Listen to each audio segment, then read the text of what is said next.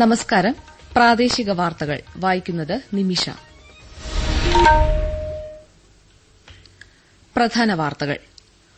ഉരുൾപൊട്ടലിൽ വൻ നാശനഷ്ടം സംഭവിച്ച വയനാടിന് പൂർണ്ണ പിന്തുണ നൽകുമെന്ന് പ്രധാനമന്ത്രി നരേന്ദ്രമോദി. ഉരുൾപൊട്ടൽ ദുരന്തം വിതച്ച വയനാട്ടിലെ മുണ്ടക്കൈ ചൂരൽമല പ്രദേശങ്ങളിൽ ജനകീയ തെരച്ചിൽ രാവിലെ 8 മണിയോടെ ആരംഭിക്കും. അത്യുൽപാദന ശേഷിയുള്ളതും കാലാവസ്ഥാ മാറ്റത്തെ അതിജീവിക്കുന്നതുമായ 109 കാർഷിക വിളയിനങ്ങൾ പ്രധാനമന്ത്രി നരേന്ദ്രമോദി ഇന്ന് ന്യൂഡൽഹിയിൽ പുറത്തിറക്കും. നീറ്റ് പിജി പരീക്ഷ ഇന്ന്. സംസ്ഥാനത്ത് ഇന്നും നാളെയും ശക്തമായ മഴയ്ക്ക് സാധ്യതയെന്ന് കേന്ദ്ര കാലാവസ്ഥാ വകുപ്പ്. പാരീസ് ഒളിമ്പിക്സിന് ഇന്ന് കൊടിയിറക്കം. വാർത്തകൾ വിശദമായി. ഉരുൾപൊട്ടലിൽ വൻ നാശനഷ്ടം സംഭവിച്ച വയനാടിന് പൂർണ്ണ പിന്തുണ നൽകുമെന്ന് പ്രധാനമന്ത്രി നരേന്ദ്രമോദി ഉറപ്പു നൽകി. ദുരന്തം രാജ്യത്ത് ഒന്നാകെ എല്ലാവരെയും വേദനിപ്പിച്ചതായി അദ്ദേഹം ദുരന്തമേഖല സന്ദർശിച്ച ശേഷം എക്സ്പോസിൽ കുറിച്ചു. വയനാട്ടിലെ സ്ഥിതിഗതികൾ സൂക്ഷ്മമായി നിരീക്ഷിച്ചു വരികയാണെന്നും ദുരിതബാധിതരെ സഹായിക്കാൻ കേന്ദ്ര ഗവൺമെന്റ് ലഭ്യമായ എല്ലാ വിഭവങ്ങളും സമാഹരിച്ചിട്ടുണ്ടെന്നും അദ്ദേഹം പറഞ്ഞു. നിരവധി കുടുംബങ്ങളെ ദുരന്തം സാരമായി ബാധിച്ചിട്ടുണ്ട്.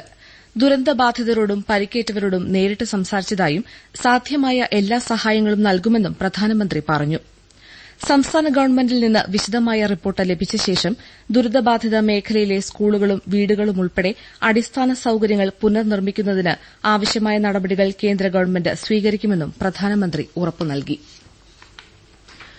ഉരുൾപൊട്ടൽ ദുരന്തം വിതച്ച വയനാട്ടിലെ മുണ്ടക്കൈ ചൂരൽമല പ്രദേശങ്ങളിൽ ജനകീയ തെരച്ചിൽ രാവിലെ 8 മണിയോടെ ആരംഭിക്കും. ക്യാമ്പിലുള്ളവരിൽ സന്നദ്ധരായവരെ കൂടി ഉൾപ്പെടുത്തി 6 സോണുകൾ കേന്ദ്രീകരിച്ചായിരിക്കും ജനകീയ തെരച്ചിൽ എന്ന് മന്ത്രിസഭാ ഉപസമിതി കൽപ്പറ്റയിൽ വാർത്താസമ്മേളനത്തിൽ അറിയിച്ചു. പ്രാദേശിക ജനപ്രതിനിധികൾ, സന്നദ്ധ പ്രവർത്തകർ തുടങ്ങിയവരും പങ്കെടുക്കും. തെരച്ചിലിൽ പങ്കെടുക്കുന്നവരുടെ സുരക്ഷ പരിഗണിച്ച് രാവിലെ 9 മണിക്കകം രജിസ്റ്റർ ചെയ്തവർക്ക് മാത്രമേ തെരച്ചിൽ മേഖലയിലേക്ക് പ്രവേശനം അനുവദിക്കൂ. നാളെ പുഴയുടെ താഴെ ഭാഗങ്ങളിൽ സേനയെ ഉപയോഗിച്ച് തെരച്ചിൽ നടത്തുമെന്നും മന്ത്രിമാർ അറിയിച്ചു. വയനാട് ജില്ലയിൽ 15 ദുരിതാശ്വാസ ക്യാമ്പുകളിലായി 604 കുടുംബങ്ങൾ കഴിയുന്നുണ്ട്. 685 പുരുഷന്മാരും 672 സ്ത്രീകളും 441 കുട്ടികളും ഉൾപ്പെടെ 1798 പേരാണ് ക്യാമ്പുകളിൽ താമസിക്കുന്നത്. മുണ്ടക്കൈ ചൂരൽമല ഉരുൾപൊട്ടൽ ദുരന്തത്തിന്റെ ഭാഗമായി 14 ക്യാമ്പുകളും കാലവർഷക്കെടുതിയുടെ ഭാഗമായി കടച്ചിക്കുന്ന് തേൻ സംഭരണ കേന്ദ്രത്തിൽ ആരംഭിച്ച ഒരു ക്യാമ്പുമാണ് നിലവിൽ ജില്ലയിലുള്ളത്. വയനാട് ഉരുൾപൊട്ടൽ ദുരന്തത്തിന്റെ 15ാം ദിവസമായ മറ്റന്നാൾ നിളാതീരത്ത് മൃതിയടഞ്ഞവരുടെ മോക്ഷത്തിനായി മരണാനന്തര കർമ്മങ്ങൾ നടത്തുമെന്ന് ഐവർമഠം സർവീസ് ഉടമ പി വി കൃഷ്ണപ്രസാദ് വാര്യർ അറിയിച്ചു. മോക്ഷപ്രാപ്തിക്കായി പ്രാർത്ഥനയുമുണ്ടാവും. ബുധനാഴ്ച തിരുവില്വാമല ഐവർമഠം ശ്രീകൃഷ്ണ ക്ഷേത്രത്തിൽ വെച്ച് അന്നദാനവും നടക്കും.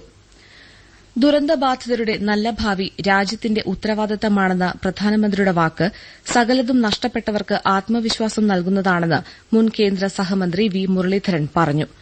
പണമില്ലാത്തതിനാൽ പുനരധിവാസം തടസ്സപ്പെടില്ലെന്ന പ്രധാനമന്ത്രിയുടെ ഉറപ്പ് വയനാടിന് കരുത്താകുമെന്നും മുരളീധരൻ സമൂഹമാധ്യമത്തിൽ കുറിച്ചു. വയനാടിന്റെ അതിജീവന പ്രവർത്തനങ്ങൾക്കായി മുഖ്യമന്ത്രിയുടെ ദുരിതാശ്വാസ നിധിയിലേക്ക് SNDP യോഗത്തിന്റെ ആദ്യ സഹായമായ 66 ലക്ഷം രൂപ കൈമാറി. ചേർത്തല കണിച്ചുകുളങ്ങര ക്ഷേത്രാങ്കണത്തിൽ നടന്ന ചടങ്ങിൽ മന്ത്രി VN വാസവൻ തുക ഏറ്റുവാങ്ങി. അത്യുൽപാദന ശേഷിയുള്ളതും കാലാവസ്ഥാ മാറ്റത്തെ അതിജീവിക്കുന്നതുമായ 109 കാർഷിക വിളയിനങ്ങൾ പ്രധാനമന്ത്രി നരേന്ദ്രമോദി ഇന്ന് ന്യൂഡൽഹിയിൽ പുറത്തിറക്കും. 34 വയൽ വിളകളും 27 പഴം പച്ചക്കറി വിളകളും ഉൾപ്പെടെ വ്യത്യസ്ത ഇനങ്ങളാണ് പുറത്തിറക്കുന്നതെന്ന് പ്രധാനമന്ത്രിയുടെ ഓഫീസ് അറിയിച്ചു. തിനകൾ, തീറ്റവിളകൾ, എണ്ണക്കുരുക്കൾ, പയർവർഗ്ഗങ്ങൾ, കരിമ്പ്, പരുത്തി, നാരുകൾ എന്നിവയുൾപ്പെടെ വിവിധ ധാന്യങ്ങളുടെ വിത്തുകളാണ് പുറത്തിറക്കുക. ചടങ്ങിൽ കർഷകരുമായും ശാസ്ത്രജ്ഞന്മാരുമായും പ്രധാനമന്ത്രി സംവദിക്കും. രാജ്യത്ത് ഡയമണ്ട് ഇംപ്രസ്ഡ് ലൈസൻസ് അവതരിപ്പിക്കുമെന്ന് കേന്ദ്രമന്ത്രി പീയൂഷ് ഗോയൽ പറഞ്ഞു. മുംബൈയിൽ ജം and jewellery export promotion council സംഘടിപ്പിക്കുന്ന 40ാമത് ഇന്ത്യ ഇന്റർനാഷണൽ ജ്വല്ലറി ഷോയിൽ സംസാരിക്കുകയായിരുന്നു അദ്ദേഹം. രാജ്യത്തെ രത്ന ആഭരണ കയറ്റുമതിക്കാരുടെ വലിയൊരു ഭാഗം അടങ്ങുന്ന സൂക്ഷ്മ, ചെറുകിട, ഇടത്തരം കയറ്റുമതിക്കാർക്ക് ഡയമണ്ട് ഇംപ്രസ്ഡ് ലൈസൻസ് പ്രയോജനം ചെയ്യും. നിശ്ചിത പരിധിവരെ വെട്ടിമിനുക്കിയ വജ്രങ്ങൾക്ക് ഇറക്കുമതി തീരുവ ഇളവ് അനുവദിക്കുന്നതാണ് ഡയമണ്ട് ഇംപ്രസ്ഡ് ലൈസൻസ്. ദേശീയപാത 66 കോഴിക്കോട് ബൈപ്പാസ് നിർമ്മാണം 78% പൂർത്തിയായതായി MK രാഘവൻ MP അറിയിച്ചു. ഡിസംബറോടെ 90% പണി പൂർത്തിയാക്കാൻ സാധിക്കും.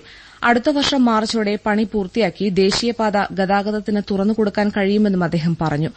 ദേശീയപാത കടന്നുപോകുന്ന വേങ്ങേരി ജംഗ്ഷൻ ഈ മാസം 30-ന് മുമ്പ് ഗതാഗതത്തിന് തുറന്നുകൊടുക്കാൻ സാധിക്കും. ബൈപ്പാസ് നിർമ്മാണ പുരോഗതി അവലോകനം ചെയ്യാൻ ചേർന്ന യോഗത്തിൽ അധ്യക്ഷത വഹിക്കുകയായിരുന്നു അദ്ദേഹം. പ്രാദേശിക വാർത്തകളാണ് കേൾക്കുന്നത്. നീറ്റ് പിജി പരീക്ഷ ഇന്ന് നടത്തും. 2 ഷിഫ്റ്റുകളിലായി രാവിലെ 9 മുതൽ 12:30 വരെയും 3:30 മുതൽ 7 വരെയുമാണ് പരീക്ഷ. രാജ്യത്തെ 500 കേന്ദ്രങ്ങളിലാണ് പരീക്ഷ നടത്തുന്നത്. പരീക്ഷാ കേന്ദ്രങ്ങൾ അനുവദിച്ചത് ചില വിദ്യാർത്ഥികൾക്ക് അസൌകര്യപ്രദമായ രീതിയിലാണെന്ന് കാണിച്ച് പരീക്ഷ നീട്ടിവെക്കണമെന്ന ഹർജി കഴിഞ്ഞ ദിവസം സുപ്രീംകോടതി തള്ളിയിരുന്നു.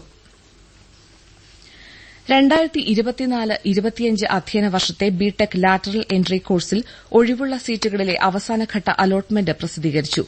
വിവരങ്ങൾ വെബ്സൈറ്റിൽ ലഭ്യമാണ്. അലോട്ട്മെന്റ് ലഭിച്ച വിദ്യാർത്ഥികൾ ടോക്കൺ ഫീസ് ഓൺലൈനായി അടച്ച് ഈ മാസം 14-നകം പ്രവേശനം നേടണം. മാലിന്യ നിയന്ത്രണ സംസ്കരണ രംഗത്തെ മികവിന് നൽകുന്ന ദേശീയ പുരസ്കാരം തിരുവനന്തപുരം രാജ്യാന്തര വിമാനത്താവളത്തിന് ലഭിച്ചു. ഗ്രീൻ ടെക് ഫൌണ്ടേഷൻ ഏർപ്പെടുത്തിയ പുരസ്കാരം അസമിലെ ഗുവാഹത്തിയിൽ വിമാനത്താവള അധികൃതർ ഏറ്റുവാങ്ങി. 100% പ്ലാസ്റ്റിക് മാലിന്യങ്ങളും ഖരമാലിന്യങ്ങളും സംസ്കരിക്കാനും വേർതിരിക്കുന്ന മാലിന്യങ്ങൾ പുനരുപയോഗത്തിനായി ശേഖരിക്കാനും സംവിധാനം വിമാനത്താവളത്തിലുണ്ട്. സംസ്ഥാനത്ത് ഇന്നും നാളെയും ശക്തമായ മഴയ്ക്ക് സാധ്യതയെന്ന് കേന്ദ്ര കാലാവസ്ഥാ വകുപ്പ് അറിയിച്ചു. പാലക്കാട്, മലപ്പുറം ജില്ലകളിൽ ഇന്ന് ഓറഞ്ച് ജാഗ്രത പ്രഖ്യാപിച്ചു. ഇടുക്കി, കോഴിക്കോട്, വയനാട് ജില്ലകളിൽ മഞ്ഞ ജാഗ്രതാ നിർദ്ദേശവും നൽകി. തെക്കൻ കേരള, ലക്ഷദ്വീപ് തീരങ്ങളിൽ മറ്റന്നാൾ വരെ മത്സ്യബന്ധനത്തിന് പോകരുതെന്നും മുന്നറിയിപ്പുണ്ട്. 2 ആഴ്ചയായി കായിക ലോകത്തെ ഉത്സവ തിമിർപ്പിലാക്കിയ പാരീസ് ഒളിമ്പിക്സിന് ഇന്ന് കൊടിയിറക്കം. സമാപന ചടങ്ങ് ഇന്ത്യൻ സമയം രാത്രി 12:30 സ്റ്റേഡ് ദ ഫ്രാൻസ് സ്റ്റേഡിയത്തിൽ ആരംഭിക്കും. Desk report. ഹോക്കിയിൽ വെങ്കലം നേടിയ മലയാളി താരം PR ശ്രീജേഷും ഇരട്ട വെങ്കലം നേടിയ ഷൂട്ടിംഗ് താരം മനവ് ഭാക്കറും സമാപന മാർച്ച് പാസ്റ്റിൽ ഇന്ത്യൻ പതാക വഹിക്കും. സമാപന ചടങ്ങിനൊടുവിൽ പതാക കൈമാറൽ ചടങ്ങ് നടക്കും. അടുത്ത ഒളിമ്പിക്സിന് വേദിയാക്കുന്ന ലോസ് ഏഞ്ചൽസ് മേയർ പാരീസ് മേയറിൽ നിന്ന് ഒളിമ്പിക് പതാക ഏറ്റുവാങ്ങും. ഇന്ത്യയുടെ മത്സരങ്ങൾ ഇന്നലെ സമാപിച്ചു. 1 വെള്ളിയും 5 വെങ്കലവും ഉൾപ്പെടെ 6 മെഡലുകളാണ് ഇന്ത്യ സ്വന്തമാക്കിയത്. ഷൂട്ടിംഗിലെ 3 മെഡലുകൾ ഉൾപ്പെടെ 4 ഇനങ്ങളിലാണ് ഇന്ത്യ സ്വന്തമാക്കി. വനിതകളുടെ 76 കിലോഗ്രാം വിഭാഗം ഗുസ്തിയിൽ ഋതിക ഹൂഡ പുറത്തായി. ക്വാർട്ടർ ഫൈനലിൽ കിർഗിസ്ഥാൻ താരമാണ് ഋതികയെ പരാജയപ്പെടുത്തിയത്. 39 സ്വർണവും 27 വെള്ളിയും ഉൾപ്പെടെ 90 മെഡലുകളുമായി ചൈനയാണ് 1-ാം സ്ഥാനത്ത്. 38 സ്വർണം നേടിയ അമേരിക്കയാണ് 2-ാം സ്ഥാനത്ത്. ഒളിമ്പിക്സ് ഗുസ്തിയിൽ നിന്ന് അയോഗ്യയാക്കിയതിനെതിരെ ഇന്ത്യൻ താരം വിനേഷ് ഫോഗട്ട് സമർപ്പിച്ച അപ്പീൽ ഹർജിയിലെ വിധി പ്രഖ്യാപനം അന്താരാഷ്ട്ര കായിക തർക്ക പരിഹാര കോടതി മറ്റന്നാളത്തേക്ക് മാറ്റി.